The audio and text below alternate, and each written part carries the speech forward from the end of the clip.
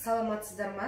Мен доктор Жұмаденға келіп қаралдым. Менде аллергия болды, танауым қышып, құлағым қышып, таңдайым қышып, түшкіре беретінмін 2 ай.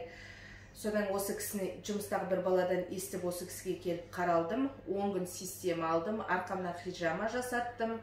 И бетімнен 2 жерден укол салдырып, әсері жақсы. Қазір аллергиям бәрі қайтып, көзімнің қышуы бәрі қайтып, денсаулығым жақсарып, бет аузым өзіме кішкене қара болатын ол ағарып, қазір өзімді жақсы сезініп жатырмын. Бұл кісінің білімі жақсы, қойған системалары, дәрі-дәрмектері жақсы, көңілімнен шықты. Көп адамдар келгенде, көп адамдармен сөйлесем, ол кісілердің бәрі риза, бұл кісіге рахметін айтып жатыр. Келіңіздер, өкінбейсіздер, білімі жақсы. Жақсы, сізге де ем болсын, ауырмаңыз, Алла толыққан шипасын берсін. Әмин, рахмет сізге. Сау болыңыз.